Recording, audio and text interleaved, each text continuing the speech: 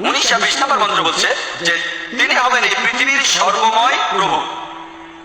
তার থাকবে কিছু অসাধারণ চারিত্রিক গুণাবলী এবং তার থাকবে 8টি বিশেষ বৈশিষ্ট্য। তাকে দেওয়া হবে একটি বাহন, একটি ঘোড়া, দেবদূত নিয়ে আসবে, আর তিনি একটি ঘোড়ায় চড়বেন, তার হাতে থাকবে তরবারি, তিনি শত্রুদের পরাজিত করবেন আর ফেরেশতারা তাকে সাহায্য করবে। এছাড়াও বলা আছে ভগবত পুরাণায় 1 নম্বর খণ্ডে 3 নম্বর অধ্যায়ের 25 নম্বর শ্লোকে যে তিনি জন্মগ্রহণ করবেন কলিযুগে।